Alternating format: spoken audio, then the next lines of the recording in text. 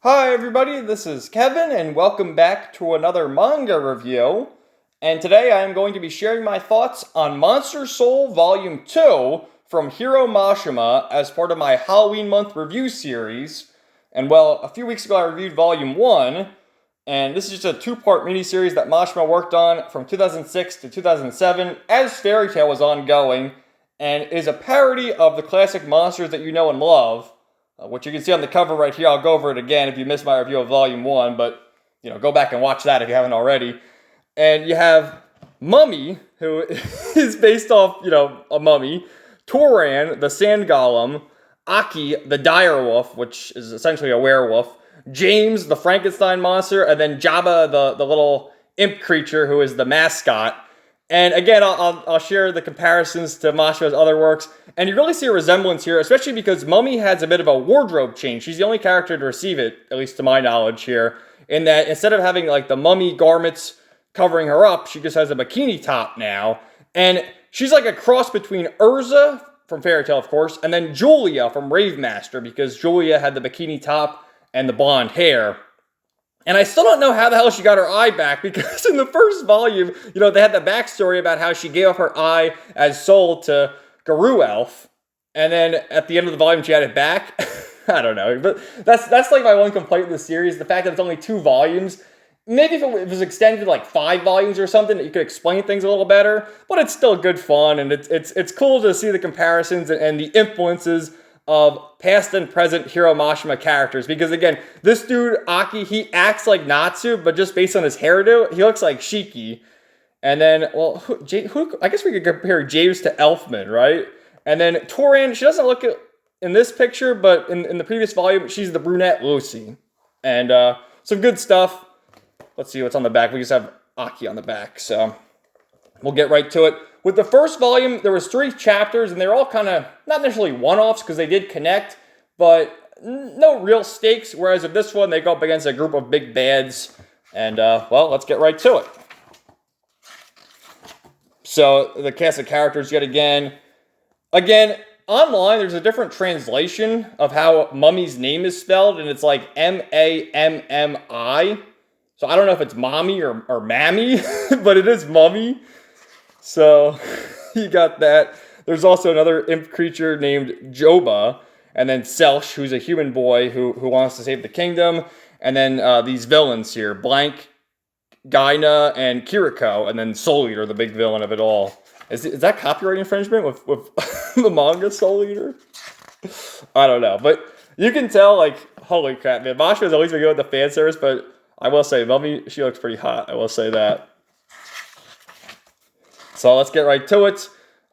They hear an alarm going off, and he's like talking in his sleep, and it's like something Natsu would do. No, seriously, I couldn't eat another bite, and he falls asleep. Seriously, that's the most cliche sleep talk I've ever heard. And then with James, again, his little thing is his face falls off, right? And then Mummy is like, great, I must strip. Keep your clothes on, will you? And you got like the classic, Mashima always does these faces and all as it works. So it put a smile on my face reading through this. And we get like the pose up. So I guess they did kind of get wardrobe changes. Same thing for James, because he's wearing a tank top, wife beater, or whatever you want to call it. Mummy, of course, the bikini top, and then Toran has this little dress on. So they get these goons, these human characters who are hassling them, because these guys are monsters, but they want to coexist with the humans, and there's this bitter rivalry between the humans and the monsters, and they all want to kill each other, but these guys just want peace and to be friends. And there you go. So he transforms right away into the direwolf, and as we learned with the last volume, when he does that, he passes out, and Toran says, why are you wasting your attack on these weaklings? We might need it for later. So they come across this little boy, Selsh, who has a sword himself, and he's like the prince of the kingdom, and they treat him, and the boy, of course, he was raised wanting to hate monsters, but they decide to save him. And they're like, well, we had to help you, because you were in need of aid, so that's what we do around here. And they invite them to their underground lair, and he mentions that the kingdom is empty, and it's being guarded by these evil monsters known as the Dre Commandos. So, it has a little flashback to the other monsters that they fought. Well, the human poachers, then this guy, the wizard, Bacon, and then Guru Elf, the Chimera. And Aki says, well, we gotta help you, kid, so let's go. Move out. We're on a vacation to hell. You get a great pose of them all. That's what the Dre Commandos are. They're gathering the human souls to resurrect their overlord. And they find this dude, the Cerberus. Which, the Cerberus is the three-headed dog, and this is literally like three dogs and a goofy character for sure. So, he's not the brightest. And Aki turns into the direwolf and beats the living hell out of him. And they move out. And again, you get a great shot right there, of course. So here are the Dre Commandos.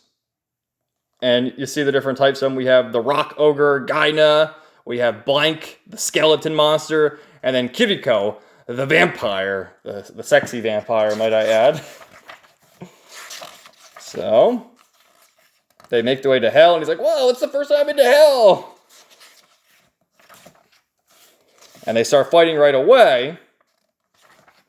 And they have some pretty cool powers, which you can see right here. And immediately, this dude, Blank, he has like a rocket launcher type ability. And you see his head there? He grows dynamite where he would have horns. And Mummy takes a direct hit, protecting Selsh. And you see there's the dynamite coming out of his head right there. I love his look too. He's got like the sunglasses on. So they start fighting. And everyone's separated now. So we have some one-on-one battles. These two big dudes with James versus the Rock Golem. And both their faces fall off, right? And they pick them up and they put the wrong faces on. Oh my god. So yeah, we get some cool action with Toran, and she gets a direct hit. She does her sand attack, but it's not enough. And she gets hit, and again we get some booby action, because why the hell not? I mentioned this is a while back in my Eden Zero Volume AT review, but in the afterword, Masha was talking about how much he loved buddy suits and boobies, and God bless the man, because so do I. But we get a backstory, a tragic backstory about Toran, how, she was raised by, this is her father right here, and they have to stay in the village as the rain's coming, and they're all going to fall away, but they're telling her to leave. And it's like, well, no, I want to stay with you, Papa. What do you mean, leave? Why do I have to leave? And then this is when he reveals that, you're not really a full sand golem because your mother was a human. So as it's raining, they're all disappearing because it's like their honor to stay behind with the village.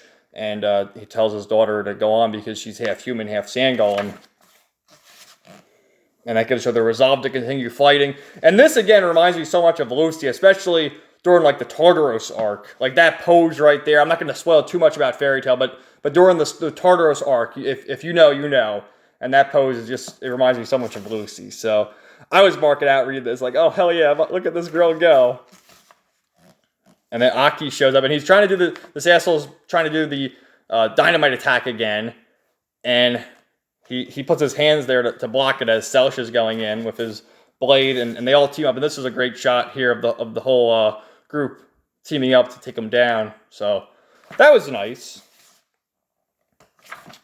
So everyone's getting their ass kicked here. This is where they gather all the souls. These are like the human souls, and they're going to revive their god, Beluz, who ends up being the soul leader who you saw early on. Look at this, too. A sexy nurse cosplay. Hell yeah. And they sort of, like, go off a ship here. So I'm going to mention this now. So this dude's name is James, right? And there's kind of like a ship going on between Mummy and James. Now, in Eden Zero, there's Elsie and Justice. And Justice's real name, that's like his Rashawn Sace name. Justice's real name is James. So I found it funny. I wonder if, like, Masha took all the way from back here with that name, giving it to Justice, and the whole dynamic with him and Elsie. Just something I thought I'd note. Like, reading all the other Mashima books and then going back here, it's interesting to see where everything came from. Everything was derived from and influenced, and I like it. So we see Mummy in some action, and she's like, oh no! And Kuriko, this vampire bitch, shows up. Although she has, like, cross powers. So doesn't, like, the whole thing of the power of Christ compels you? Or is that that's the Exorcist? What am I talking about? No, it's the steak and garlic that's effective against vampires. So, some cool moves here.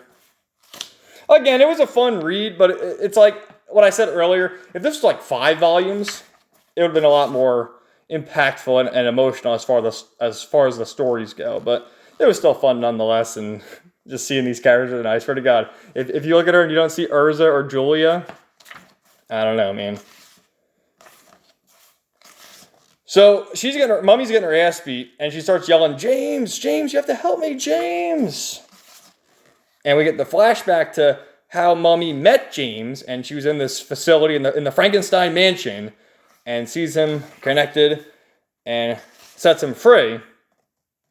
And he's like all evil, and like all evil and menacing, right? And then he's walking, and his face falls off. Where's my face? Where's my face? Here's your face.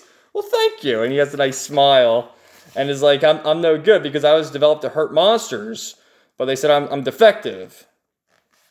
No one wants me. And then she makes a face. What if it's fate that we met? You're a nice robot. You weren't born to hurt. You'll be my friend. And they start like talking about what's your name? My name's Mummy. I don't have a name. Well, I'll call you James from now on. And if I call you, you have to come. And before we got this flashback, of course, she was yelling, James! Did you call, Mummy? So this is a cute scene where he showed up and rescues her. It was so sweet. And he transforms into this beast right here. So they destroy that. And they're like, oh no, what's going on? And then Blank shows up again, and he's like, oh, well, Gaina and Kiriko sacrificed themselves, so we're going to revive the Soul Eater no matter what. And this giant beast shows up and starts wreaking havoc. And it's like, oh no, what do we do? So here's the final chapter. And he starts yelling, Aki. And Aki's like, how does he know my name? He's the Soul Eater. We can't defeat him. And he starts draining the energy from everybody, except for Aki, because he's like, I'm gonna toy with you, boy. And really cool design on him, I will say. Looking at this again, this kind of looks like Acnologia, doesn't it? From Fairy Tail, the giant dragon. The black dragon of the apocalypse. So, we get a flashback here to young Aki, and his mother and father were killed, and the whole village. And it turns out that this dude here was Belouz, and he was like a human-looking character, although he was still evil, and he drained all their power, but he was vanquished for some time and needed to be revived. And that makes Aki really pissed, so he transforms, and they start wreaking havoc. And, this is like Natsu versus the fucking dragon at the end of the series, right? So Cell shows up, and he helps, and that's where we can sort of get the bookend, where the humans and monsters can coexist and be friends. And everyone else gives their power to Aki for one last final attack. Mega Eruption! And he defeats him. So with that, everyone's looking on, smiling. And because of that, because if you remember at the beginning, the whole kingdom was gone, the villains mentioned that, they drained the souls to revive this beast. And Selsh's kingdom is back. He's the prince. Everyone's all dressed up nicely in their cute little... I love their little outfits here, especially James in his suit and tie, his bow tie. So they're all rejoicing, and it's like, oh, you can come visit us anytime. And as they make their way back to their domain, they see that Aki's parents are alive now. It's like, Mom, Dad, how are you guys here? Well, our souls were taken away. We didn't actually die. And now we're back. And you get a sweet little moment here with everyone... embracing, hugging, and whatnot, and a very nice ending for sure. For a trip to hell, that wasn't too bad. And in the back here, we have just some other side stories with from Mashima's assistants and whatnot. And yeah, Mashima, like I mentioned, it was just something to keep him busy, and why the hell not? So as I was talking, kind of rambling, going really fast, there's another cute scene that I wanted to just show you where Aki gave like his sweatshirt to Toran. Let me see if I can find it.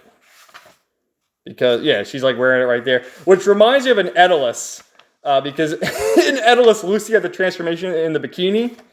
And she was like, I'm cold. And Natsu gave her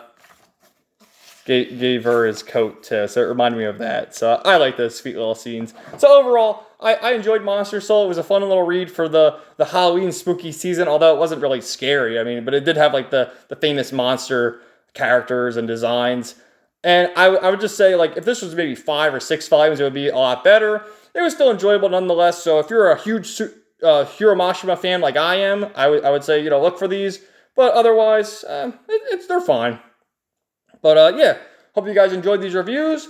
Let me know your thought in the comments down below. And stay tuned for more reviews, live streams, and all that good stuff coming soon. So everybody, have a great day. We'll talk to you later.